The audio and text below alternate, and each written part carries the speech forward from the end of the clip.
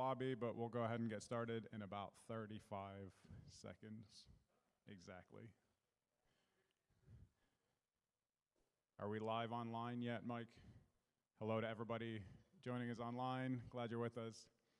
We'll start in just 20 seconds now, I think.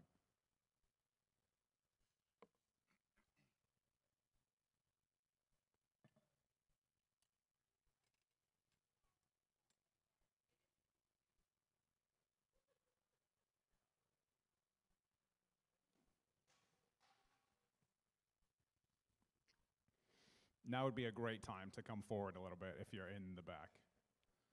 Come on forward.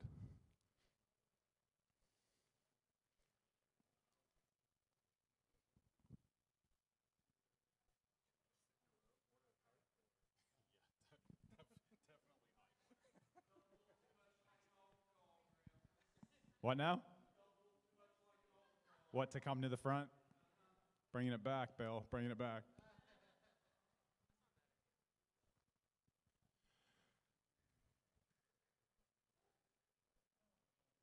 Alrighty, thank you everybody for sticking around. We really try and keep our church family meetings to about 30 to 40 minutes. We know that lunch is right around the corner. The sun is starting to shine out there, so there might be a hike in store for some of us. So we will try and keep it to about 30 or 40 minutes, but thank you for hanging with us this morning. Just as people are making their way back in, let me pray for us, and then I'll give us just an idea of where we're headed over the next 30 minutes or so. Let's pray together.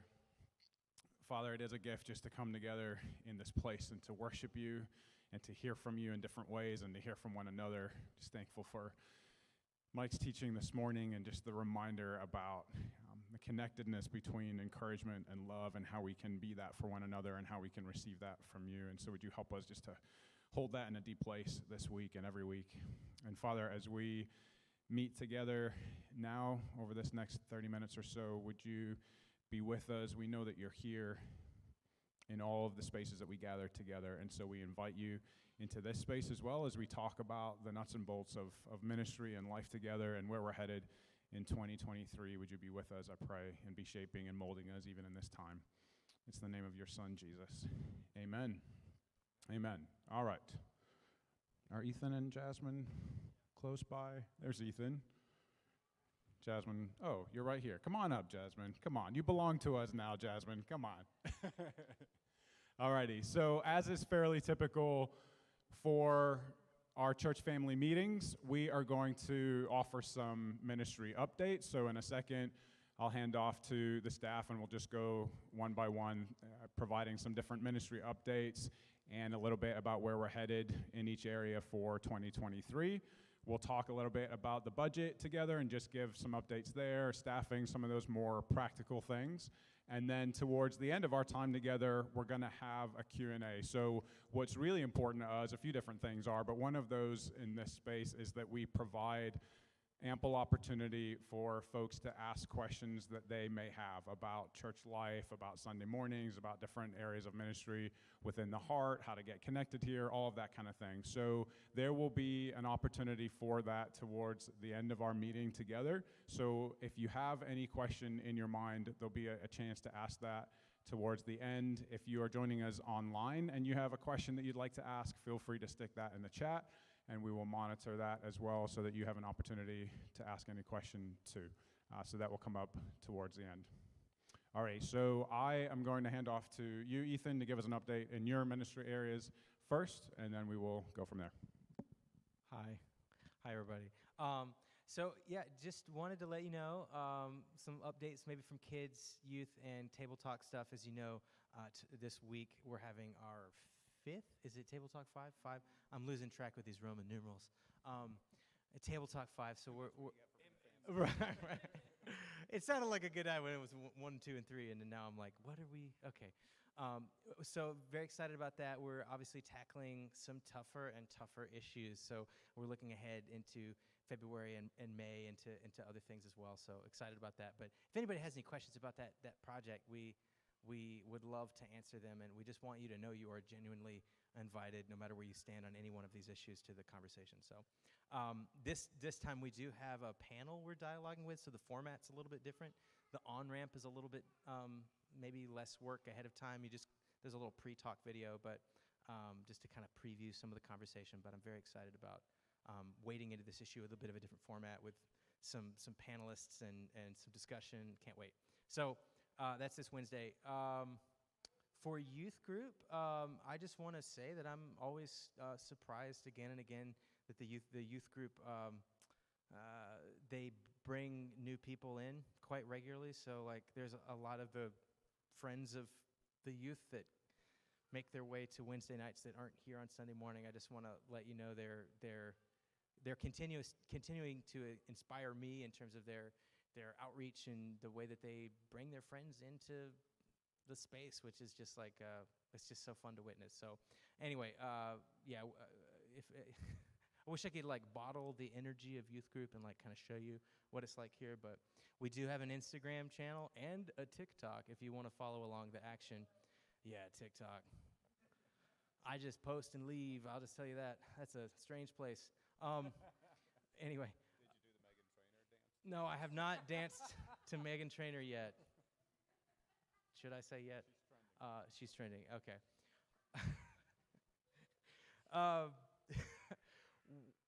What was it? Kids stuff. So just a heads up in terms of kids, we're having a lot of conversation about some things we can do to better walk with kids, particularly during Sunday morning.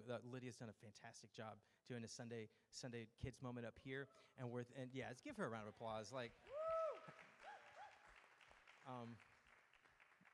encouragement. Yeah. You deserve all of it. Yeah, it's.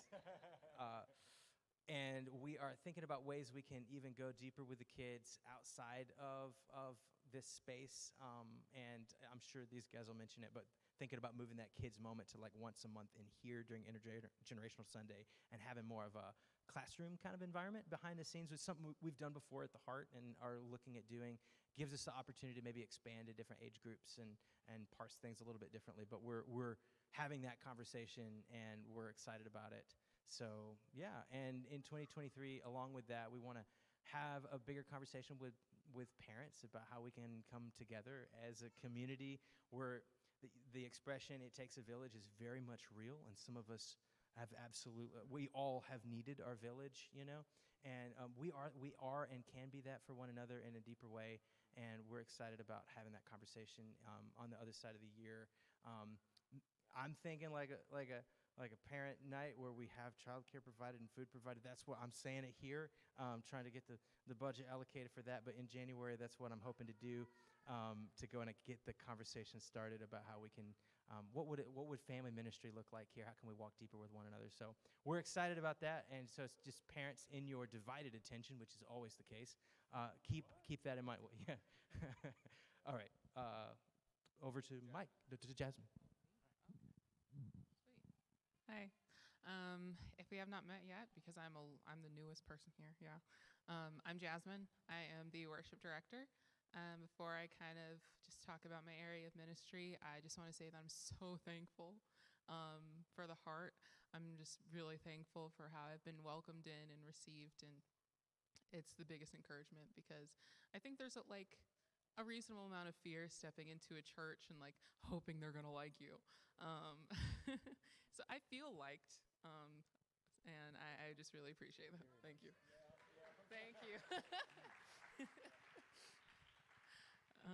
So that's just been great, and it's just allowed me to not have to have that weird trial period where I'm like, can I do this? And I just have tons of fun with y'all, and yeah, I'm just so grateful. As far as worship ministry, I think maybe we've noticed that there have been some faster songs lately, trying to get everyone comfy with that, and just moving into a place where we do feel like we can come in on Sunday morning and really express praise through song and with our bodies, and not feel confined to singing in the shower. You can sing as loud as you want here, and I think that's just been really special to see and to just work toward myself, but also with y'all. Um, I, in that same vein, have hopes of doing some worship nights next year. So that would be just nights straight up dedicated to worship, and that doesn't just mean song, it means prayer, it means testimony, just a space where we can take the time, slow down, be in community, and just encounter God with each other, and just really have a chance to experience, like, I love the phrase, like, heaven touching earth, and to me, like, that is just prime time for that. And so I would really love to see that and experience that with my church family. And so we're talking about doing some of those. We don't know what it looks like yet, but I'm super hopeful. And yeah, I'm just letting you know right now, get your like worship muscles ready, because given a whole hour, I will get wild, and I need someone else to be there with me. So thank you guys so much. Yeah, and we're just going to keep praying about that. Me? All right. I'm the second newest person on staff, and I just wanted. Well, thank you. I just wanted to speak before I give an update. This was not asked of me, so I'm just going out on a limb here. But I actually wanted to speak encouragement over my coworkers here. I'll start with Graham, go to Ethan, and end with you, Jasmine. I'm not going to encourage myself this time around. Yeah, this time around. But I've been fortunate to work with really great people most of my ministry career, and that continues here at the Heart. The quality of work, but also the quality of care for people is just huge. And to hear Graham's heart about here's how I would define Graham. He has a heart for the world, and he's called to the church, and we're better for it. And if we didn't have someone who was constantly saying, yeah, but what about,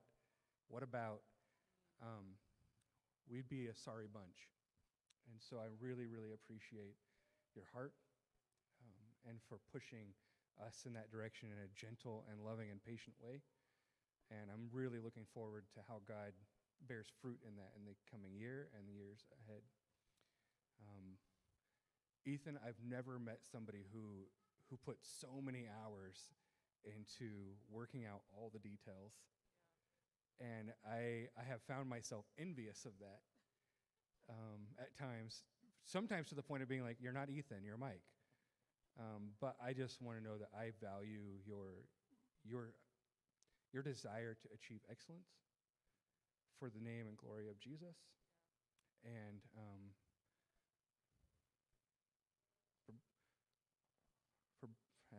okay, I love you, and I'm glad that we get to work together. Jasmine, why does this feel like a high school graduation? I'm taking up way too much time here, but this needs to be done. Jasmine, the infectious quality of worshiping Jesus, I have never experienced it more than with you just being up here and being yourself.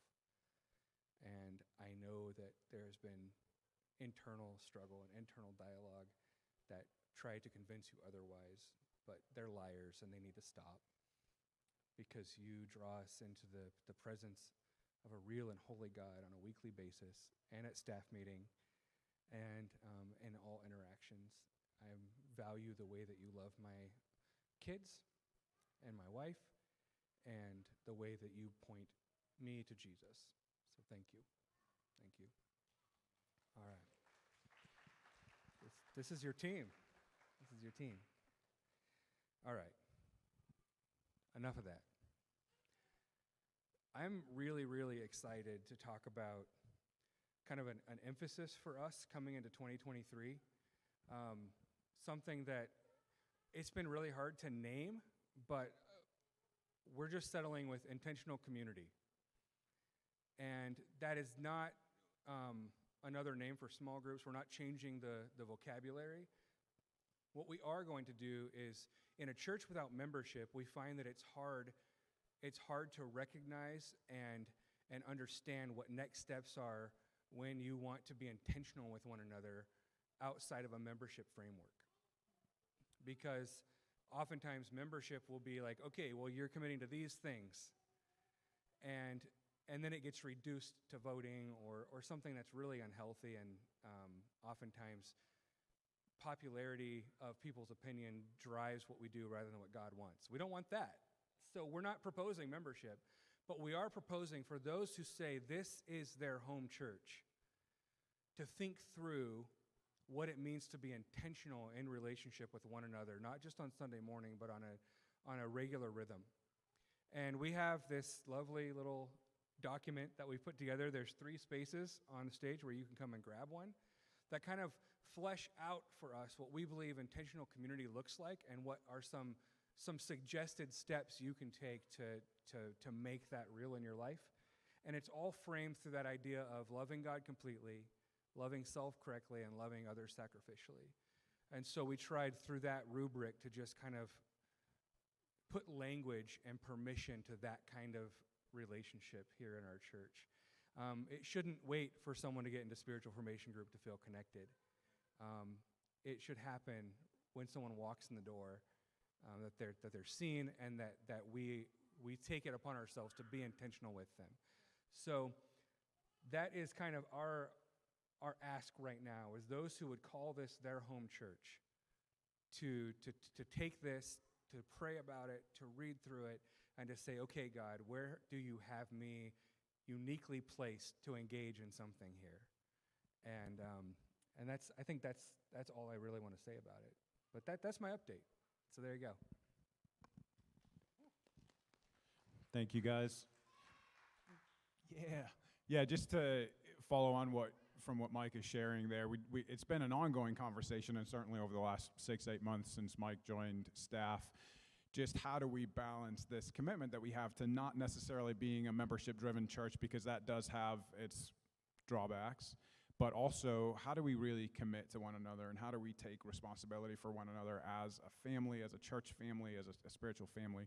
And so the language that's in this document, that Mike said we, but it was primarily him. He's really put a lot of time and effort into crafting the language that's in this document. And we really feel like there is a good balance to strike here, and that we can strike the balance, meaning let's take this language, let's sit with it, let's resonate with it. We want to farm that out through our spiritual formation groups and in other parts of our church life. We're going to commit to the language that's in here together because we believe it's important, but we're not going to ask anybody to sign any document. We're not going to sort of bait and switch membership on you. That's not the goal here. The goal is to really think well about what is it that we're committing to and how do we care for one another in that process. Does that make sense? Thumbs up for kind of making sense? Okay, awesome. Thank you, everybody. Couple of updates in my lanes. You guys know about our partnership with World Relief. We had the launch for that a couple of weeks ago, which is a really exciting thing. Early in the new year, in the first quarter, I'm hoping we will be putting together our first trip over to Rwanda, so working with World Relief in that whole effort. Most likely that will also involve other church partners who are involved in the work of World Relief in Rwanda, so other churches in the States. So that'll be a cool dynamic that's present in that as well. So you'll be hearing from me over the course of the next few weeks about all of the details that go into a trip like that, and starting to talk about who might want to be involved in that and how we put that team together. So that's coming up early in 2023. On the local side with World Relief and the Triad, we'll also be doing another home setup pretty quickly in the new year. Lots of you were involved in that this past year, or this year I guess, but back in February. So you'll be hearing more about that as well. All of our local ministry partnerships will continue in 2023, so primarily the Hospitality House, the Hope Pregnancy Center will have our focus on that outreach or that community service again in February, the Hope Center, and then Hunger and Health, newly with Laura. Laura, are you in the room still? There you are, right in front of me. So we highlighted Hunger and Health and Laura's work there and volunteer opportunities with Hunger and Health a month or so ago. So just a reminder of that. Laura would still need some other people to jump in to her teams there at Hunger and Health if you have any interest in serving our community in that way, helping with some of the food insecurity that families face locally here in Watauga County and the surrounding counties. And Laura mentioned to me this morning that specifically when App State is out of session, right, when college students are gone, that's when a real need for volunteers shows up, right? So that would be kind of over the Christmas period and over the summer, that kind of thing. So those are particular needs there at Hunger and Health. But we'll keep those updates coming and let you know how you can jump into that effort as well with Laura and her teams. Anything else you would add to that, Laura? Pretty good. All right. Last thing I would mention in terms of just kind of outreach updates would be a meeting that I had just last week, I think it was, with the director of the Immigrant Connection Center here in Boone. And this is a brand new thing. I don't know if that's a familiar organization to any of you, but they're nationwide, but the center that's here in Boone just got their official recognition from the Department of Justice to operate here in Watauga County, and that's a really big deal. Carrie, the name of the director, has worked super hard at that. So it means that there's going to be several different new ministry initiatives or community initiatives through Immigrant Connection right here in the High Country. So I had my first meeting with Carrie last week. I believe there's going to be some really cool things coming up in 2023 that we can do to support our immigrant and refugee families right here in our county. So much more to come on that as well. Outside of the outreach space, also just wanted to let you know that we're forming a prayer team here at the Heart so that we can offer a simple rhythm of second Sunday of the month prayer gathering, pre-service between 9 and 10, just to really go to God together with personal needs, church needs, community needs. So thankful to the team that's forming with that. You'll hear more of those details as we get into 2023, but hoping to start up that new rhythm. Just simple, but a way to just share prayer requests with one another and cover all that we're doing here at the Heart in prayer, second Sunday of the month. So excited about that initiative as well. Alrighty. Let me share just a couple of other practical things and kind of the budget staffing category, and then as I mentioned up front, if you have any questions about anything that we've shared up here in terms of just some of the ministry updates or just life at the Heart in general, we'll have an opportunity to do that in just a couple of minutes. Budget. Let me say, before I say anything else, the door is always open for anyone who is part of the Heart to ask to see our budget and all the details of that, every budget line. We're an open door with that. So you can reach out to me or to Mike or to Richard Campbell, who serves on our ministry leadership team, and you can access our whole budget if you want it. We're assuming that 99.9% of people have no interest in actually combing through the budget lines of our budget, so we don't, go through that line by line in these church family meetings. But if you ever want to do that, you absolutely can. Some of the highlights in terms of where the budget's at right now. So as you know, I think we had a budget of $290,000 for this year. Year to date, our income has been $161,000, and we expect that by the end of the year, with year-end giving and that kind of thing, we're going to land in about a $215,000 ballpark in terms of income. So obviously there's a shortfall there from what the budget was to what our income has been in 2022, but it's not as big of a shortfall as it sounds because the staff has worked really, really hard to be under budget. So in actuality, income versus expenses, there's about a $20,000 difference or shortfall. So what that means is that the church savings account, which started the year at about $99,000, is currently at about $80,000. So we have had to dip into that to make up that shortfall, but still overall a pretty healthy picture in terms of our giving and in terms of what's left in that savings account for our church budget or for the church savings account as we get to the end of 2022. So for 2023, we believe it's still pretty aspirational to stick with that 290 number. So we're not going to increase from what the budget was in 2022, but we're going to stick at that 290,000 because we believe that God is doing something really significant in and through the Heart as we step into this new year of ministry together. And so we're going to aim for that 290 again and hope that as we grow, our numbers grow, our giving grows, that we'll be able to get much closer to that than we were able to this year. And so in that way, it's still aspirational, if that makes makes sense. But as we always say, and we mean it with our whole hearts, through this crazy tumultuous season, not just in terms of what's going on at the Heart, but what's going on culturally and globally with the church, you all have continued to give generously, and we are so enormously grateful for that. But those are the budget highlights in terms of where we're at as we close out 2022. In terms of staffing, I am very grateful to say that that has stabilized in a huge way. Again, as we've already mentioned in here, hugely thankful for the provision of Mike and Jasmine and just how perfectly they fit our staff culture and our church culture. Enormously grateful for both of you guys joining Ethan and I. So we are a staff of 4. We've had lots of really great conversations about our lanes and how to just really play to our strengths and really cover as best we can all of the different needs within the church family. A lot of that is solidifying over the last couple of weeks or so. And then again, as we look to the future, as we look to growth, we would love to continue adding to our team. There's a whole lot of need in terms of digital platforms, technology, everything that we believe is relevant to the church, capital C church, as we move into the future. There's those needs, there's college ministry, all of that kind of thing. So we love to add as we move forward and see what growth looks like. But for right now, I am enormously grateful for this team of 4. Okay, that's been a lot all at one time, a little bit of a fire hose, but let me hit pause now does anybody have anything else to share? Okay, so I think we can move then to just a bit of a Q&A, and I think that we're small enough that if you just yell out, we'll hear you and we can respond to any questions. Let me say one last thing just as you're coming up with your questions in your head, and again, if you're joining us online, stick any questions you have in the chat function, and we'll see that. Mike, you're keeping an eye on that? Okay. Last thing I want to share is just, I was listening to a few different podcasts throughout the week, and you just hear over and over and over again that what the church, again, capital C church, what we need to step into in terms of continuing to reach people for Christ in 2023, we have to show up willing to ask the big questions, willing to wrestle with the fact that we're a very polarized community, and what does it look like? Community maybe isn't the best word, but yeah, there's a lot of polarization that's going on in our communities and in our country. What does it look like to show up in that space and to pursue a third way, a way of togetherness? And we're doing that through our table talks and in other ways.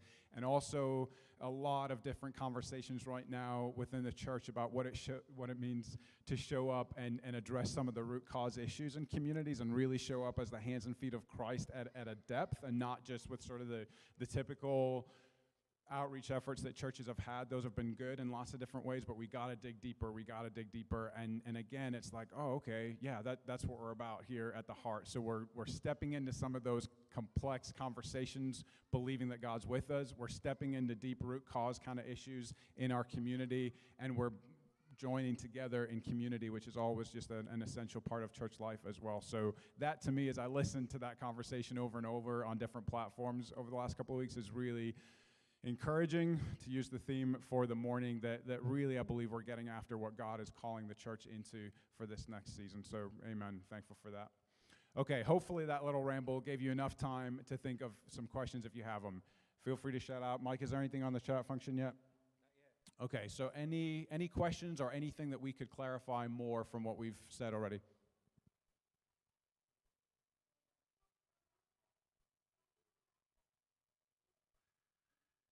Perfectly done then? That would be good.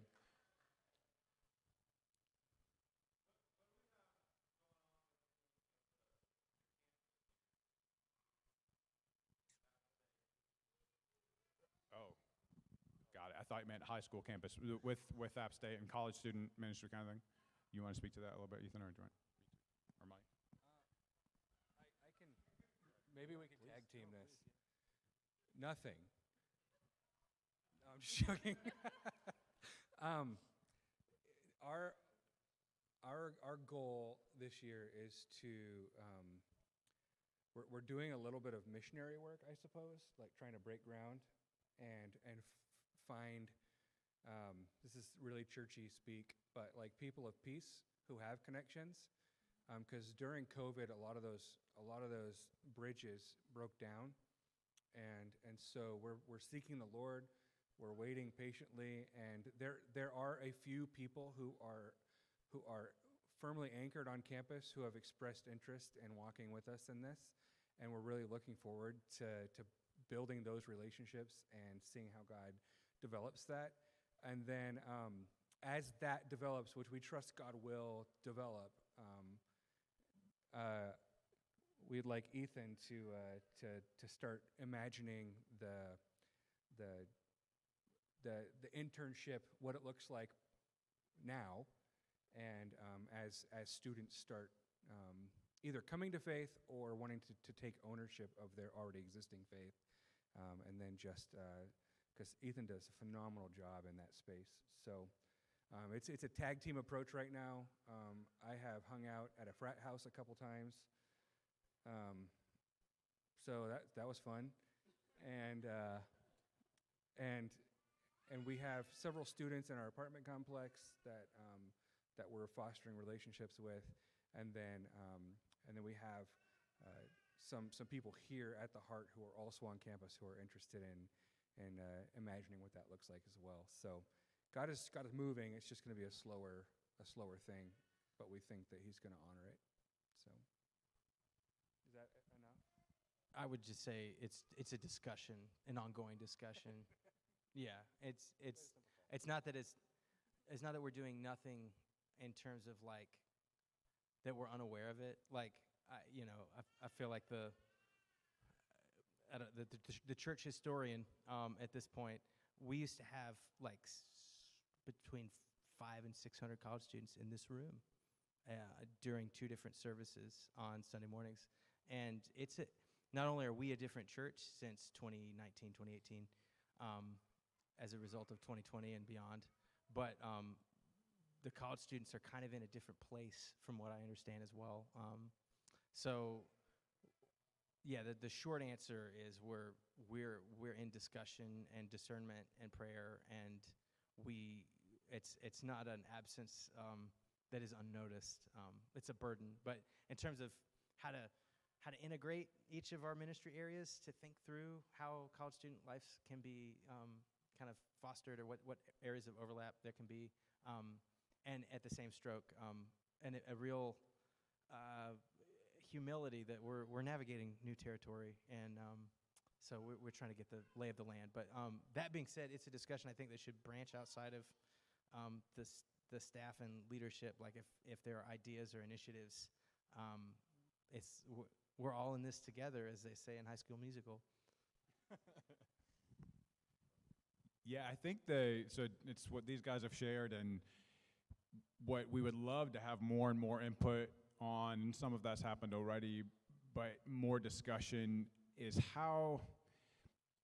where does Table Talks tie into what John is talking about, and not just for college students, but maybe other demographics as well. It's this juggling act right now between really wanting to create a safe place, if that's the right word, or just a safe place. I can't think of anything better, where we can talk about these things together as a church family, and that is valid in and of itself. And then we carry this conviction that we want to invite our community, including a massive campus-like app, into some of these same conversations, because it's where young people are at. They're asking these questions. We're having a Roe v. Wade conversation this week. You better believe that's on the hearts and minds of college students as well. So we want to invite people into that, but we don't want it to be so volatile that it's kind of doing away from what we've already cultivated, what Ethan and others have really poured into. So that's one part of this discussion, is like, should Table Talks be more community-oriented? Should we bring them in more centrally into town, not Valley Crucis Conference Center, but right here in the high school or at App Theater or something like that, so that college students and others can be a part of those and it's larger scale? Or is that entirely the wrong direction to go with Table Talks, because there's something else that's really beautiful about we kind of go out to Valley Crucis, we're there together as a church family, and we talk about these things. So it's a hard balance to strike. We've been talking about it a lot as a church family. We invite your voices into that conversation, or as a church staff, we invite your voices into that for sure. But that's just representative. It's not the only by any means, but it's representative of how much we're talking about college students in App State and how to really bring them into the life of our church. Yep.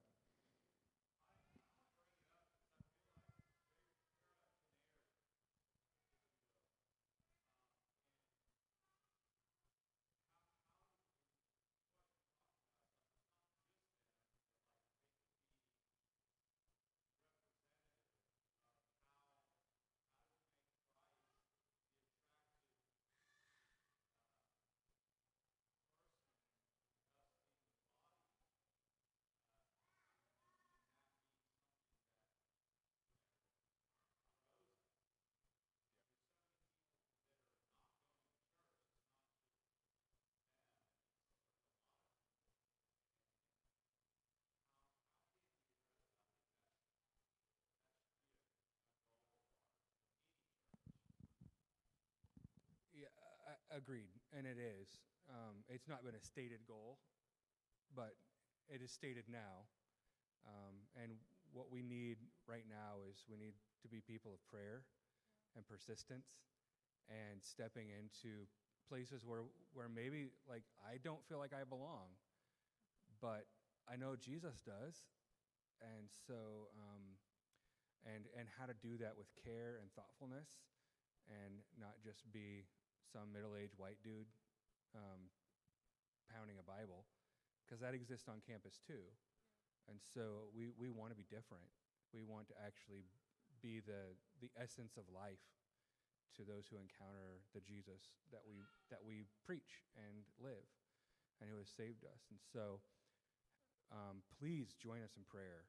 And as the Holy Spirit opens your mind to ideas, please share them.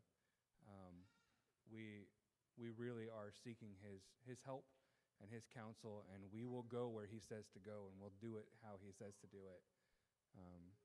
But we need all of us to be praying that way. So, I would just add to that, also being people of prayer, like just beginning to commit your heart to action. We're 4 people, and we are listening to the Lord.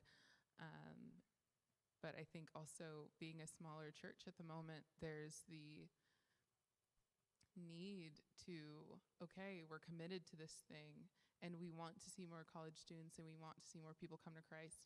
So how do we step outside of our daily rhythms? How do we step outside of our comfort zones to go to those people? And if we're providing places of community and events, and if we do worship nights, like how do we create those places and then invite people in? But like the 4 of us aren't going door knocking, so it's like a group effort, a team effort.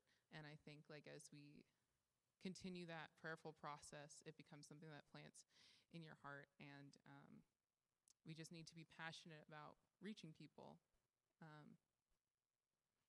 But yeah, I think that's definitely a high priority.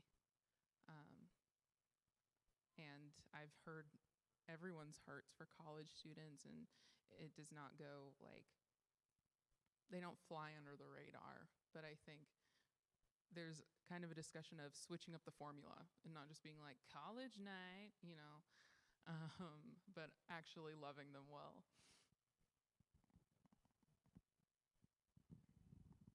Yeah, great question, John. Thank you. Any others?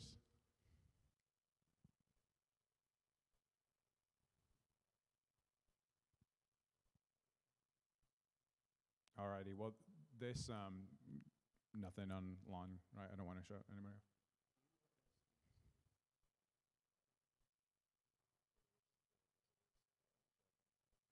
Oh, yes. Thank you. I'm about to say something that I hope is not offensive. I'm okay if it is, but I hope it isn't. I think part of what we're talking about is also a mindfulness of what it's like to be a first-time visitor on a Sunday morning at a church like ours. And what I've witnessed pretty much every Sunday is visitors being here alone when church starts. And that's a really hard space to be in when you're new. So I want to encourage you, come at 9:30 and hang out and drink coffee and bring donuts. Like, someone brought donuts today. That was awesome. Like, come a little bit early so that we can think about what it's like to be a first-time person here and not feel completely alone, like, oh, is church actually happening? And it's not to make us feel better. It's literally thinking about that person who took a great risk to show up, and they're not here. I mean, no one else is here. So like, I just want to encourage you to think about that on your Sunday morning prep. I get things happen. I get it. But I'm telling you not to be late. We can start late if it's because relational vitality is happening. Yeah. But it's less about being on time and more about thinking of others in this space. I just think that's important. Yeah. Yeah, it's a good word, Mike, which is also, again, lots and lots of hours of conversation amongst the staff and leadership team. And in this area as well, it's a whole new season for the Capital C Church, with half the church being online and half the church in person, and there's all these new dynamics that all of us are trying to discern together. But yeah, I think where a lot of kind of what Mike said already, where a lot of this conversation starts is celebrating the fact that a lot of new people have come through the doors of the Heart over the course of the next few months, and we just want to be as hospitable to them as possible. And yes, the staff absolutely have a role in that, to be one-on-one and be super intentional in reaching out, and we're trying to do that. The welcome team has a role, and they've served and continue to serve faithfully week in and week out. But there's something to just the vitality of a space when there's more people in the room, and when they're there to welcome and you're having coffee together and all of that. We can't replace that with just a team of volunteers. That's a church body thing, right? So that's what Mike's speaking to, and we invite you into that with us. The coffee is always here by at least 9:30, so come early if you can. Come in person if you can. I know rolling out of bed and watching online is tempting, and that's great. Let's do that sometimes, but let's balance that out with being here, not just for your own good, though we believe it is for our own good to be physically present in this space, but also for the good of those who are coming in from wherever, so that we can welcome them in well. Thanks, Mike, for raising that. Yeah, Deb.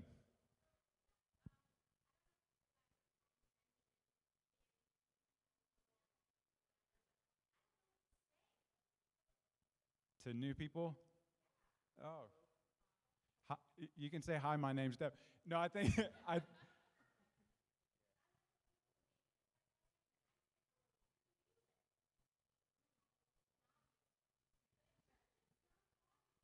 no, I get that, Deb, and I love that you're asking that question. Thank you for asking it. I'll just give sort of a personal testimony of that, and you guys can jump in if you have any other thoughts. Here's my experience of it, Deb. I feel awkward 100% of the time. 100% of the time with new people, I feel awkward. I feel like I'm asking weird questions and I'm saying weird things. What am I doing? And I can't tell you how many times people have come back and said, thank you so much for talking to us and welcoming us in. It was awesome. They don't remember how crazy awkward I felt, whether they felt awkward or not. That's not what they received. What they received was someone trying to be intentional, and that's what matters. So it will probably feel awkward. We feel awkward as staff as well, but it goes so far, because it's not about what you're saying. It's about them sort of experiencing welcome and experiencing Christ. I believe in that awkward moment, I believe they experience the welcome of Christ. So thank you for asking the question. Let's talk to each other about, how do we make this a little less awkward? What questions could we ask? Yeah, let's do that. But let's not get too stuck there, because it's actually just about the intentionality. Yeah. I just have a quick addition. The first time I ever went to a church, someone came up to greet me and she tripped, and now she's my best friend. So I think there's a lot that speaks to that, like Graham was saying. You don't really have to be perfect or not awkward. I think what is received is just that feeling of intentionality. And if it makes you feel any better, the four most awkward people in church are sitting up here right now. So whatever you do will be better than us. True story. Yeah, maybe this helps in falling into friendship. That's great. There we go. You talked about awkwardness. Embrace it. But I would say, if you think about it, instead of I have to have something to say, maybe you can offer your attention. I don't know if that reframing helps or not, but if I just pay attention to someone, it's like I might find just something like, oh, they have kids. Okay, I'll talk about kids ministry. Or, oh, they have, they're wearing Lord of the Rings paraphernalia. That's a great conversation starter, right? So like, I don't, if you can give them, if you don't have to give them anything but attention and see where it goes. I don't know if that helps or not, and that's a bit of an abstract answer, but maybe that helps. That's my thought. It's good. It's all of that together. And this is a little look behind the scenes for you now, Deb. I panic all the time about whether I've met someone before or not. And I'm like, what, I don't want to offend people. What if I met them before, right? Yeah, Lydia and Mike are resonating. So here's a little tool. I always start, not always, but a lot of the time, I'll start with, have I met you before? And they'll either be like, yeah, we met, and then we jump in, or no, we haven't. And most of the time, it's not, but that helps me be a little less panicked. It's a great question, Deb. We're in it together. We really are. We don't have anything to hide here. We just want to be a welcoming space. Yep. Okay, so we're getting close to lunch, but any last questions or thoughts, ideas? Again, this is just the formal space for these types of conversations. We want to be having it in an ongoing kind of a way. Awesome. I think we're good. Thank you guys so much for hanging out for a little bit longer this morning. If you do have anything that comes to mind as we go from this space, always feel free to email us or grab us on a Sunday morning, whatever, to keep conversations going. We need your voices in all of our planning for 2023, but there are good things ahead. We're grateful for each one of you. We good? We're good. All righty. Go in peace, guys. Thank you.